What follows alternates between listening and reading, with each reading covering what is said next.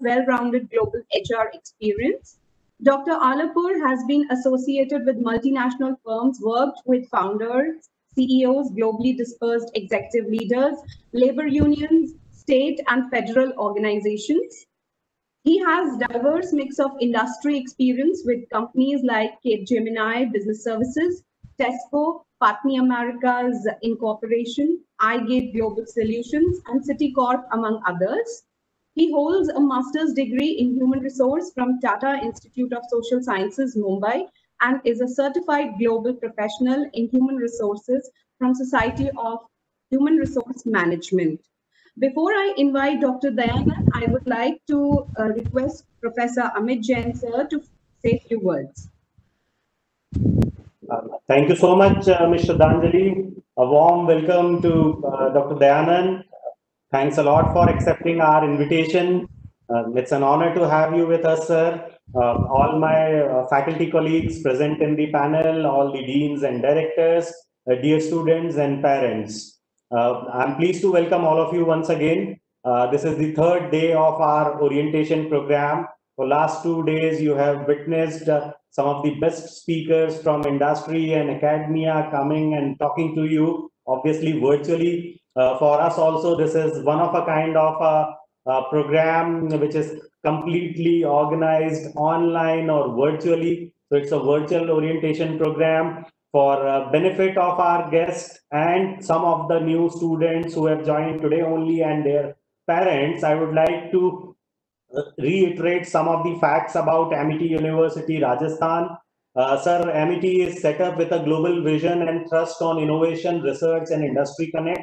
So we at AUR are committed to achieve excellence in all areas of knowledge creation, delivery, and use. We ensure that the research and academic endeavors also benefit the society. So there are certain uniquenesses that we have in our system. The first thing is that we believe in making all our students global citizens, and that's where a foreign language is a compulsory course for all of them. And we give them 4 options: French, German, Spanish, and Mandarin. So that's one uniqueness that you will find as part of Amity system. Another good thing about Amity is our focus on behavioral sciences and value-added courses. So we have a compulsory component of behavioral sciences where we help students to develop their soft skills. We call these as life skills now. So that is, and third, our focus on helping students develop their communication skills. So we are very particular in terms of making them employable, help them to improve their confidence and present themselves in front of the corporate world. In terms of our industry connect, sir, we do a lot of industry seminars, symposiums, conferences, industrial visits, where luminaries from industry like you keep visiting us and guiding our students and mentor them.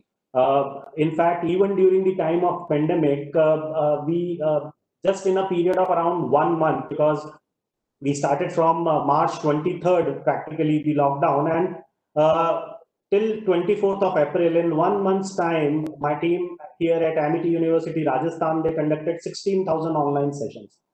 And if I add up these online sessions for the entire group, the number will go in lakhs. So that's the beauty of being part of a global institution. We also did close to 100 webinars where there were experts and speakers like Nobel laureates, the ex-governors, some of the politicians, some of the best research scientists. So these were the kind of speakers who have come and talked to our students through these webinars. So our focus on Industry Connect. One more thing which is very unique for us is our focus on entrepreneurship and innovation. So our founder president, Dr. Ashok K. Chauhan, is a visionary leader. He has a dream and a vision to make India a knowledge superpower. And that's why at our university, there's a lot of focus on research as well as Industry Connect. Our Chancellor, Dr. Aseem Chauhan, is very passionate about innovation and creativity. And that's where he has set up Amity Innovation Incubator, which is an in-house university incubator that we have. It's a beautiful 5,000 square feet facility we developed in one of our complex, where we have created 20 small offices, and we intend to incubate 20 new startups in next 1 year's time. We started this center in January only, and unfortunately, just after that, we faced this pandemic. But even during the lockdown, we have done a lot of ideathons. We have done the idea screening. 300 good ideas were received, and now we are in process of shortlisting some 20 startups which we would like to incubate first. So not only the focus is on employability, but the focus is on also on developing an entrepreneurial mindset.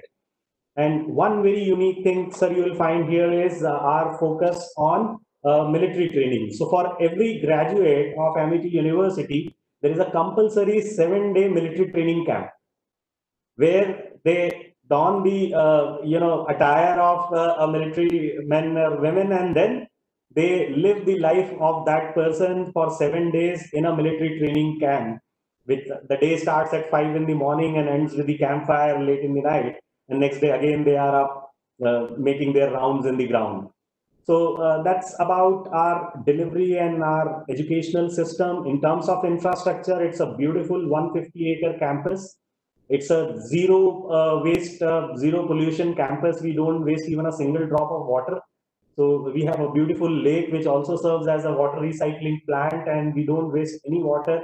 The entire campus is completely clean and green from sustainability point of view also.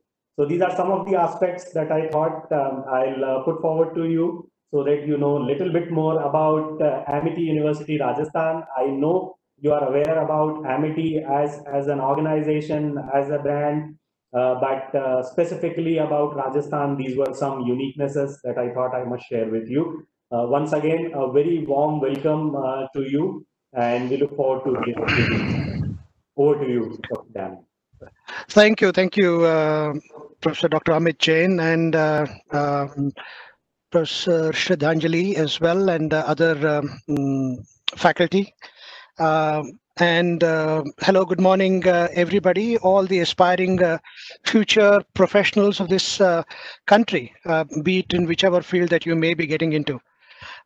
One small correction though, I have not been fortunate enough to do my doctorate yet.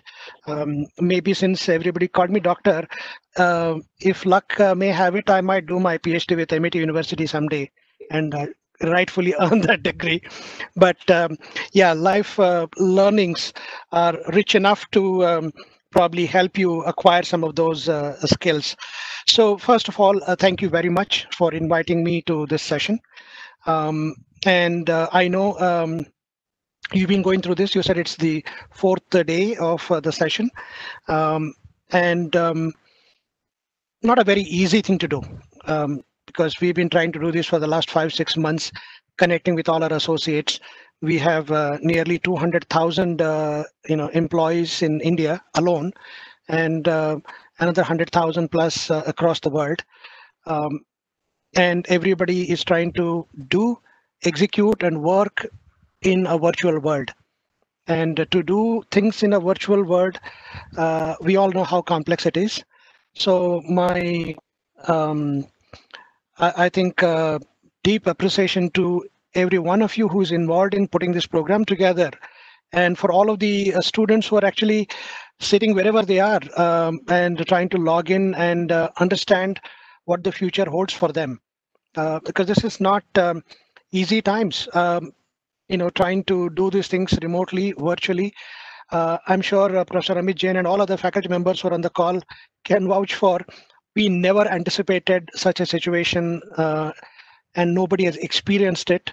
We cannot quote from past knowledge, but what is happening today will build a sound foundation for how to tackle something like this that may come up again in the future.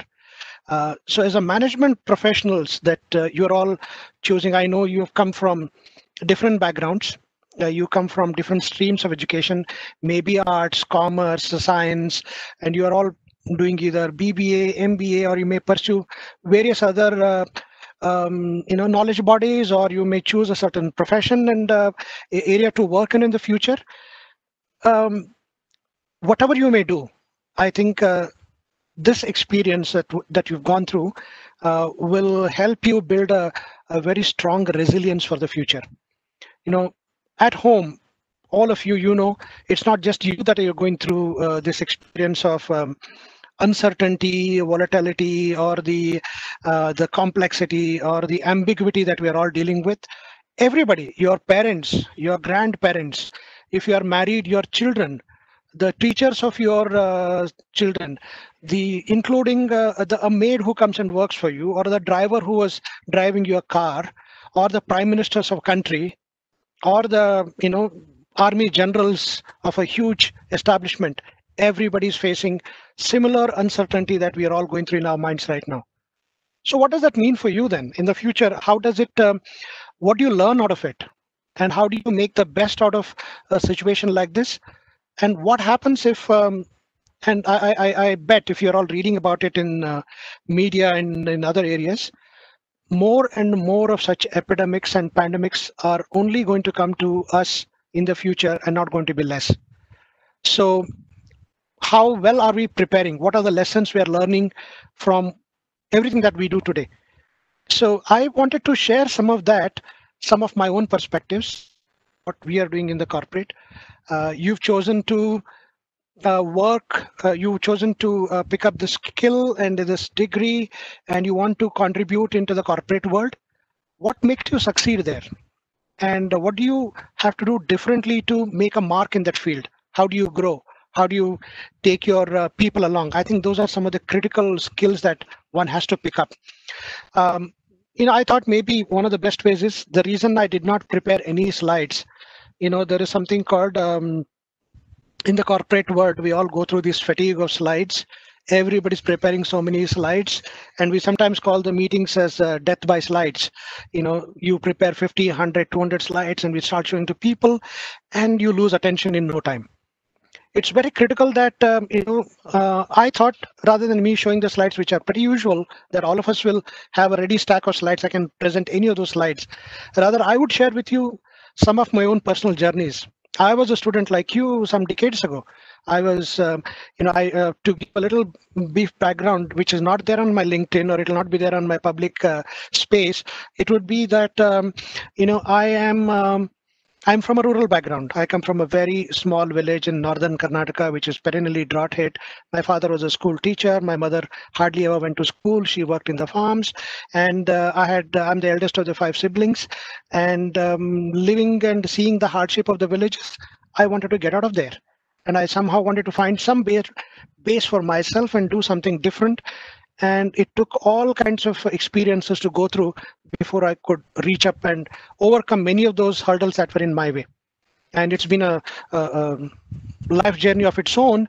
But right from learning to pick up English as a spoken language, medium of education, to go through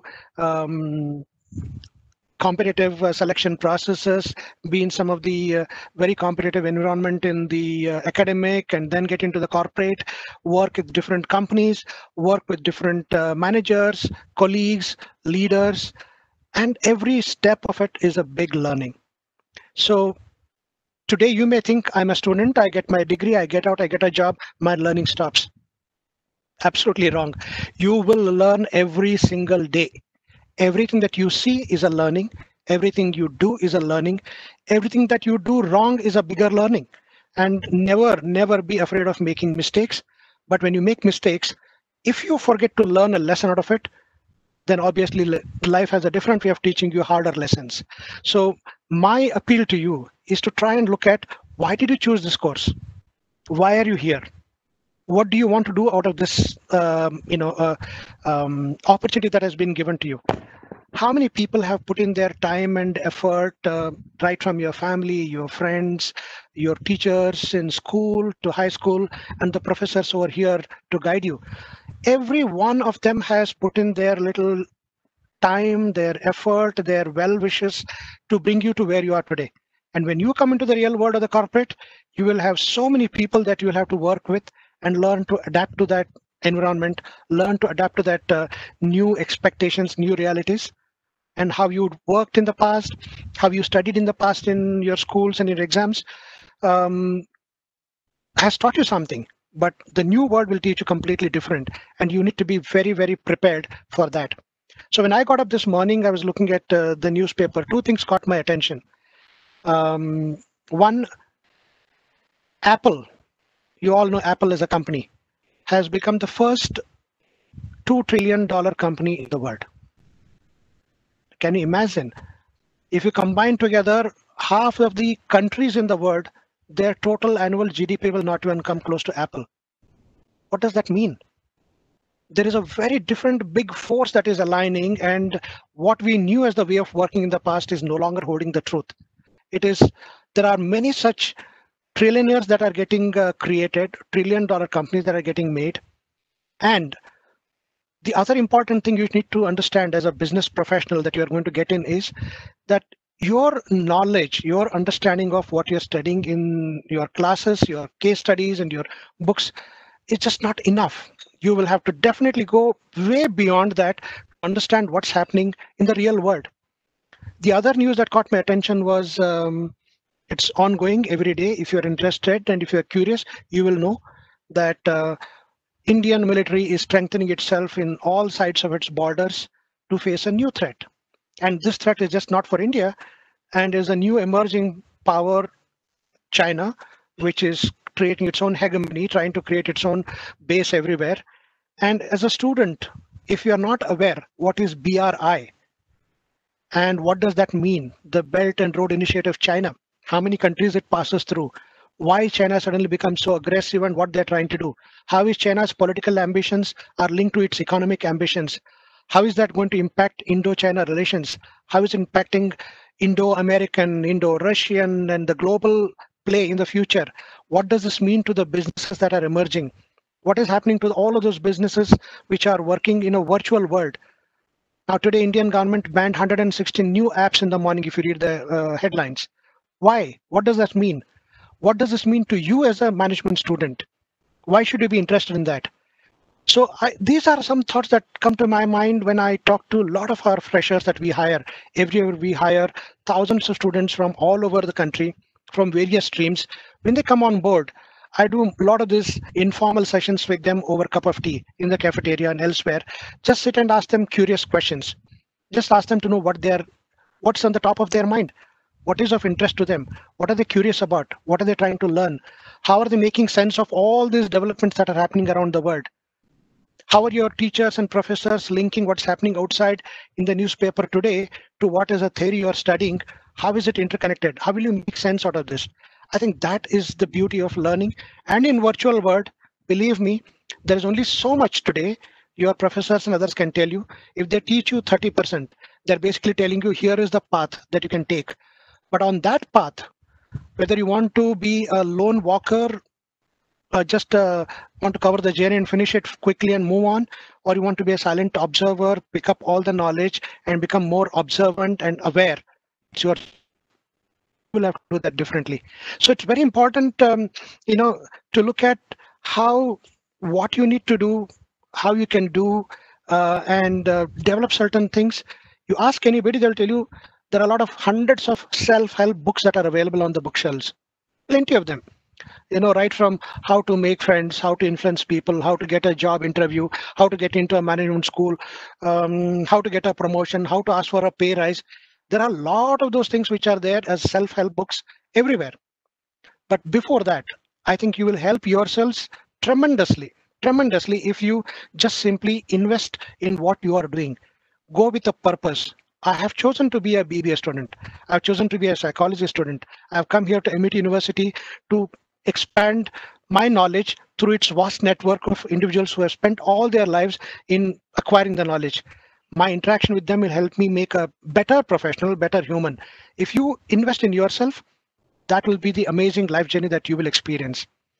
So I would like to focus on 5 things. If you have a pen and pad, please make a note of those. I urge all my young friends, write those things. You will find self-help books everywhere. You can read all of those. I would say, what has benefited me personally, coming from a very rural background, studying in a temple complex, I wrote my 10th exam sitting on the floor with a clipboard on the 3 hours. They never taught us yoga that time. Otherwise, half the time we used to stand up to get the tingling sensation in the feet and again sit down and write your exams. Those were the days then. But you are in a virtual world. On a fingertip, you will get all the world's knowledge if you are interested. Whether you want to invest your time in playing online video games, or following some movie stars, or you want to follow a corporate leader, or you want to expand your world by reading a lot of our life stories of people who have shaped and guided the world. I think that's your choice. You have to make that choice, how you want to invest your time. So my urge to you is, try and develop few things as a personal discipline for yourself. And I'm going to be talking about mainly these 5 things. One is about grit, G-R-I-T, grit. Everybody knows what grit means. The second one is about curiosity, the sense of curiosity. Third is a sense of adventure and humor. Fourth is being passionate. And fifth thing is to learning to have fun. If you do these 5 things in certain measure, you will understand. So let me explain what I mean by these 5 things: grit, curiosity, sense of humor, and being passionate, and learning to have fun. When you talk about grit, it's one of the things that we have all noticed now. When Bill Gates founded Microsoft, he writes in his book, and also there are plenty of those researches that will come out. He talks about what makes a software professional, someone who is a software engineer, a good coder. How many hours of practice it takes to become, you can call yourself an expert? Almost in every profession, there are certain hours that you need to become a professional, whether it is a Dhoni who can play cricket, whether you be a Sindhu who can be a badminton champion, or take any walk of life. And Bill Gates, before he could become who he is, he had done 10,000 hours of programming. Imagine how many hours, how many years it translates into. So there is a lot of determination, lot of perseverance, lot of tenacity, lot of focus and dedication that matters. If you have the grit, you will succeed through this university very easily. If you have the grit, you will succeed through any job you hold anywhere in the world, you will succeed. Because the person who has the grit, that is determination, focus, discipline, the tenacity to overcome any hurdle, and being perseverant. Don't think one time you failed, it's a failure. Kick it, move on, do something different. You will definitely succeed in that. I think that grit needs to be definitely there. Look at some examples. For example, take our own very beloved, ex-president who is no more with us, which is Dr. APJ Kalam. And if you have not read some of his books, The Wings of Fire, or whether his life story, where he came from. His father was a boatman ferrying the pilgrims who came to Rameshwaram to the temple from one bank of the river to the other. Such a person, how did he go on to become the president of the country? How did he become the father of missile technology for India? And he created such a solid foundation. What was the tenacity in him? What was that grit? What made him? He was not a privileged child. He did not have everything. He did not have a mobile phone or a bike or a privilege or a monthly pocket money. He did everything, and that grit showed the result that what he became. With the sense of curiosity, and I notice one thing that many times when I interact with this is not an accusation or a blame on any of you. I'm sure many of you are smart enough. You are smarter than many of us because you've learned many things at a very young age. But what disappoints me often when I come across is people have over a period of time become order takers, which is the worst thing that can happen to anybody. You cannot, with all the education that you have, cannot afford to become an order taker. You have to have your own thinking. You need to have your point of view. You need to have an opinion, an informed opinion. Speak your mind. You have ideas, you have knowledge, you know it, but you hesitate to speak. In groups, we see people don't talk. Why don't they talk? Because they feel they don't know. Why they don't know? Because they haven't read enough. If you read the newspapers, the magazines, listen to some TED Talks, understand people's experiences, read your books, strengthen your base, which is your foundation. Once you have that, you start beginning to form opinions. Your opinions are very considered, very informed opinions. And then when you have your opinions, you will develop a point of view. And when your point of view is strong and is backed with the data, you will get tremendous amount of credibility in whatever job you do. If you're making your opinions and passing judgments over things and over people without a solid data and rationality, you'll be very quickly sidelined. In corporate, what is very important is have a point of view, have a solid informed opinion, back it by data, and make sure what you say is rational and logical and not just to show off what you know. I think that's absolutely critical. Why people are not able to do many things today is they have lost a sense of curiosity. As children, you notice if you have children at home, young children, small kids, 3-year, 4-year, 5-year, when they start talking and walking, they are in that explorative phase. They want to touch everything. They want to feel everything. They want to know everything. Even if it is danger, they don't differentiate between danger and a toy and everything else. They're very curious. That is a childlike curiosity, right? But as they grow, they start becoming, this is what it is. I told you, this is what it is. You should follow that. And then we gradually lose our sense of curiosity, sense of questioning. I say never give up that sense of curiosity, however old you are. Even today, just say, why? Why not? How? This moment you start asking fundamental questions, if that is a tremendous strength among us as humans, if we did not have that sense of curiosity or the question of asking, the talent of asking right questions, humanity would not have made this kind of progress. Imagine if all of us, many of us who have sat in villages or under the trees, mangoes have fallen on our heads. Only Newton had the question to ask, why does it fall? Why can't it go up? If you had not asked that question, maybe gravity would have waited for longer time to become reality, right? In every part of our life, everywhere, there are things happening. If we don't question it, even in corporate, there are certain things that happen. We do businesses in a certain way. We do strategy in a certain way. Sit back sometimes alone and say, why? Why this way? Why not that way? Is there a sacred way? The priest tell me how to break the coconut in front of the god. I need to ask why. Is it for his belief or is it for my belief? And that experience, I'm not asking you to challenge anything. All that I'm asking you is to think what is right. When you don't ask that question, you then follow what is known as an established path and you just simply move into that. So don't lose your sense of curiosity. Never stop asking questions. Third, a sense of adventure.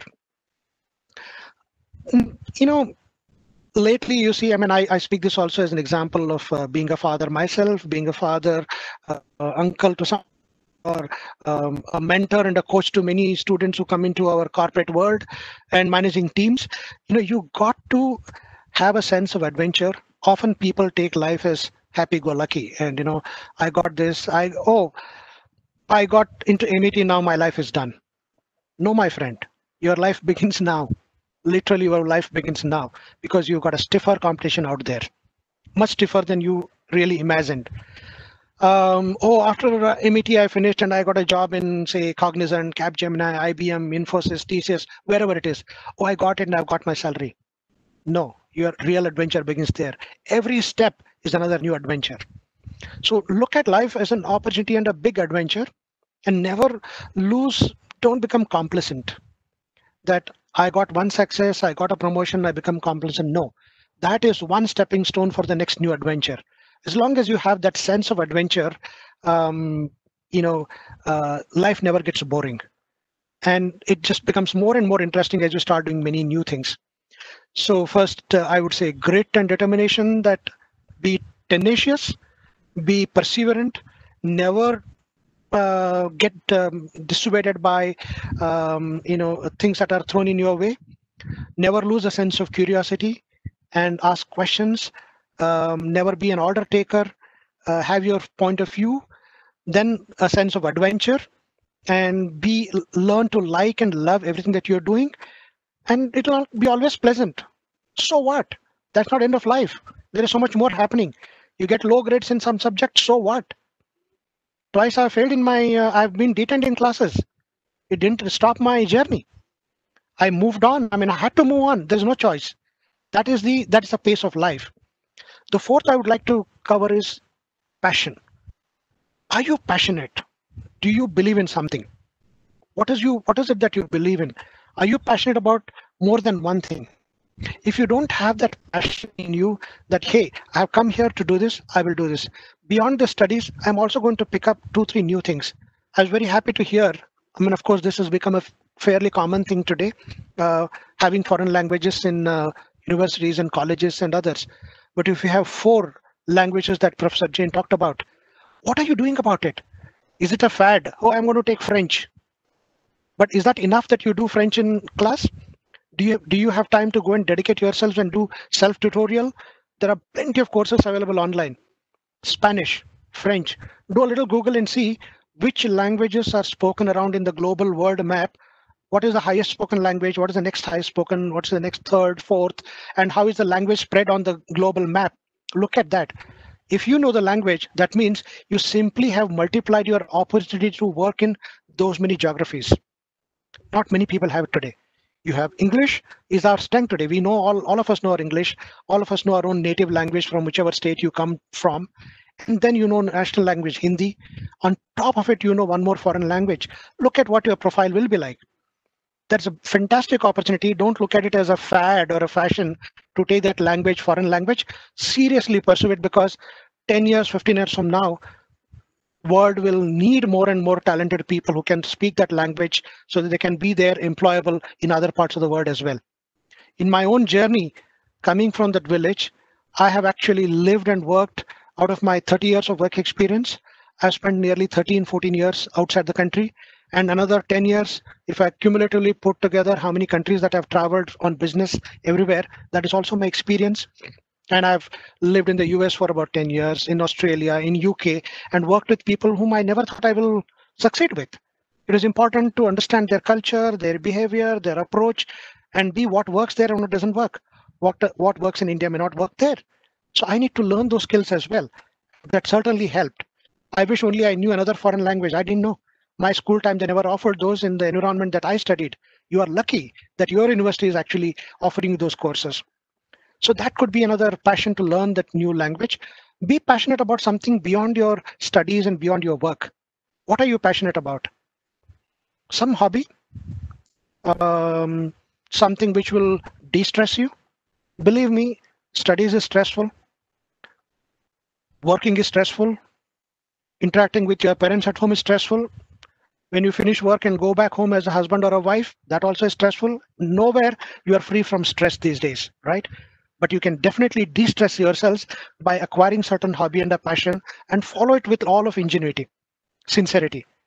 I mean, in my life, in all that career that I've been very passionate about outdoor activities, trekking, hiking, wilderness camping, motorcycling, driving long distances, farming, gardening. Some of them have remained with me even today. I continuously follow that. As I speak with you, I'm sitting in my garden, in my balcony, and all of those trees I personally attend to. On the day when I've had a bad day at work, I come here, dig the soil a little bit, nurture to the plants. It just is a therapeutic feeling. It gives me the solace, the calmness. I think all of us need that, and we deserve that. And if you pursue your passion with deep sense, who knows, that could become your profession in the future. And in some time, I am, after all the 30 years of working, planning to quit corporate. And I'm just about investing in a coffee estate, and I might spend my rest of life in a coffee estate. I haven't done coffee, but I want to do that. And I kept thinking about it. Now that thought has almost come into a reality. And it's possible if you do it, if you can consistently and constantly follow it. Now, the last one that I would like to emphasize on is learn to have fun. When you can learn to have fun, fun has different meanings, different contexts to different people. And if you begin enjoying everything that you do, that is fun in my view. If you are studying today, don't look at it as a burden that, oh my God, I have to do this, I have to turn in this assignment, I have to do that. But if you know why you're doing it and find out meaning in it and try and discuss that among your friends and present it to others, that becomes real fun activity in its own way. If you've learned something today, you read a book, let's say you read, most of you, I'll be very pleasantly surprised if you had heard the name of Lee Iacocca. Because Lee Iacocca, when he was back in the 70s, the chairman of Chrysler, Ford, and some of those all companies together, he gave a complete new direction to automobile industry. Today is hardly remembered by the next generation. But what he went through to create that, it is every management school you go to, a big school, you need to sometimes go back and visit what were those times, how did they overcome that, and how they did it. And Lee Iacocca is somebody who's, he once, he quotes in his book, it's important that all of us understand the deeper meaning behind it. So he had gone into a golf course, and he was with his dad, an old man in his 80s. He had taken him, come dad, this is a new game, it's golf, and it's becoming very popular. I would like you to come with me and we'll, go there and play. So he took him to the golf course and they did 1 or 2 drives. When the dad hit the ball, it went flying, and he had this, golf cart there, and he saw the ball flying, and the dad, who's an 80-year-old man, started literally running. And then Lee Iacocca tells him, Dad, you don't run in a golf course. You hit the ball and leisurely walk and you go and reach there. So what his father told him in return, he says, is my life lesson. And that's how Iacocca made that as a baseline for himself. He says his father turned back and told him, son, when you can run, why walk? Understand the deeper meaning of this. It's so profound. When you can run, why walk? When you can do 10, why be happy at 7? Where do you draw the line? How do you make it happen? I think that's the beauty of, having fun. That man at 80 was really having fun on a golf course, not walking leisurely. He hit it and he was like a child running after it. I think that is a sense of, fun that we all need to develop. So friends, just let me quickly recap what I just wanted to share with you, my own journey of coming from a different background, able to navigate through my journey, reaching multiple countries, navigating through dozens of different companies, working with new people, learning new culture every time, making learning as one of the inevitable byproduct of our existence, and then living and working in different countries, coming back, and simply following certain core principles which are essential for all of us, whether it is having the right grit, the curiosity, the sense of adventure, being passionate about something, and then learning to have fun in everything that you do. These, believe me, are the ones that will help us tide through whatever we do in life. So with this, I only wish you all the best. You've just started your journey. You have a long way to go. Someday you will be addressing another bunch of students in another college, or you'll be making a presentation to your colleagues. You will remember that how you made that journey to that point, because you came through various steps. The pinnacle only comes when you reach the final step. So wish you all the best. MIT is a great place. Love to see those pictures they showed about the green campus and those hills around it. Be passionate about the green campus that they have. Show your commitment and how you can make it greener. And I wish this pandemic goes away soon and you really love to enjoy that campus and the greenery around it. If time may have someday in the future, if I visit a campus, I'll love to see you in person. Thank you very much for this invitation. Thank you.